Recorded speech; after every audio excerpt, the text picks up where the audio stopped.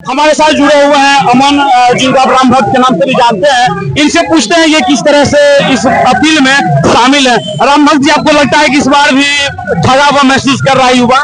इस बार युवा निश्चित रूप से ठगा हुआ महसूस कर रहा है, लेकिन हम आश्वासन देते हैं एनडीए सरकार की तरफ से।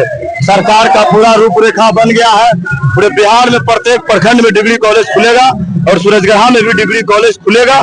निश्चित रूप से डिग्री कॉलेज एनडीए सरकार के नेतृत्व में ही खुलेगी। लेकिन 10 साल से एनडीए सरकार है, लेकिन कुछ क्यों नहीं कर पा रही एनडीए सरकार? देखिए, दिक्कत का बात है कि हमारा सूरजगढ़ा से प्रतिनिधित्व करने वाला हमारा व्यक्ति नहीं रहने के कारण सदन में मांग नहीं उठ पाया। इस कारण से ये मांग धीमा पड़ गया। यही अगर हमारा सूरजगढ़ा का व्यक्ति अगर सदन में प्रतिनिधित्व करता था, सूरजगढ़ा में डिग्री कॉलेज जरूर होता।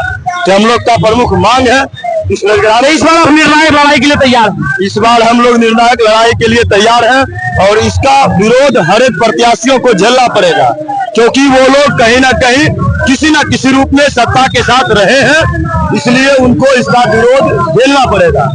तो ये आप राम भक्त को सुन रहे थे और लोगों से बात करते हैं, पूछते हैं वो किस तरह से इस अपील के साथ में जुड़े हुए हैं। जनप्रतिनिधि और भाजपा नगर अध्यक्ष, इनसे बात करते हैं रोशन झा जी से। ये किस तरह से इस बार डिमांड को लेकर आगे बढ़ रहे हैं? सबसे पहले रोशन झा जी, आपको लोकजागरण न्यूज पर बहुत बहुत धन्यवाद।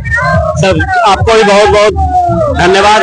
और लेकिन इस बार आप निर्णायक लड़ाई के लिए तैयार है कि डिग्री कॉलेज लेकर ही मानेंगे? डिग्री कॉलेज तो मिल गया है, जहाँ तक मेरी जानकारी है। एनओसी के लिए कागज आया हुआ है अंचल अधिकारी के पास, एनओसी मिलेगा। उसके बाद डिग्री कॉलेज हर प्रखंड के लिए है, यहाँ भी सूरजगढ़ा को भी मिलेगा। लेकिन ये तय नहीं हुआ है कि कहाँ मिलेगा। जनता है, जनता कॉलेज है, उसी को हाई स्कूल जो +2 है, पब्लिक हाई स्कूल, उसको और जनता कॉलेज दोनों में किसी एक को जमीन आवंटित होगा? नहीं, यही दोनों में किसी एक को मिलेगा। अच्छा, यही दोनों में किसी निश्चित है, हर प्रखंड में मिल रहा है, इसको भी मिलेगा। इस बार ठगा हुआ युवा नहीं महसूस करेगा, लेकिन हम युवाओं के साथ हैं, इसलिए युवा के प्रतिनिधित्व में हम भी साथ हैं। बात कर रहे थे हमारे साथ एक जनप्रतिनिधि जुड़े हुए संतोष जी, उनसे बात करते हैं। संतोष जी, पहले सबसे पहले आपको बहुत बहुत धन्यवाद मेरे चैनल पर आने के लिए।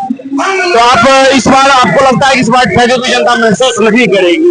नहीं, ऐसा होना चाहिए। ठगी हुई जनता क्यों महसूस करेगी? हर बार ठगा हुआ जाता है जनता को, हर बार आश्वासन मिलता है, लेकिन कुछ ठोस नहीं हो रहा। हम लोग भी में भी कुछ कमी है। हम लोग बेहतर ढंग से अपनी मांग को नहीं रख पाए हैं।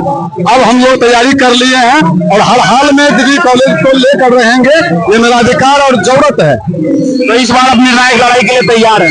एकदम पूरी जनता तैयार है, पूरे लोग तैयार हैं, पूरे विद्यार्थी लोग। और ये बहुत गौरवशाली समय होगा जब हम लोग अपनी मांग को मनवा लेंगे।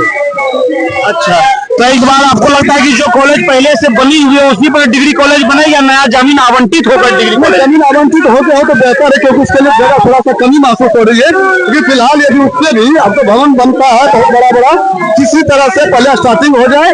हम लोग को यदि ये उपलब्धि हासिल हो जाती है, इसके बाद तो फिर से उसकी जमीन आवंटन के बारे में बाद में सोचा जा सकता है। फिलहाल डिग्री की आवश्यकता बहुत ज्यादा हम जान सकते हैं।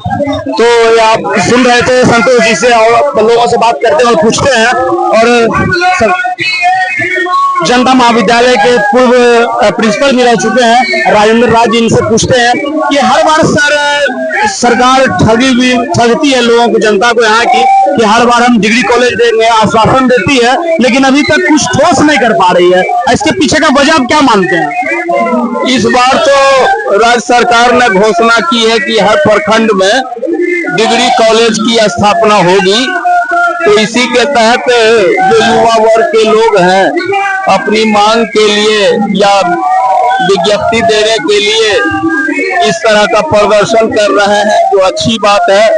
युवाओं में बड़ी शक्ति होती है, जो अब तक संभव नहीं हो सका वो संभव है कि हो जाए।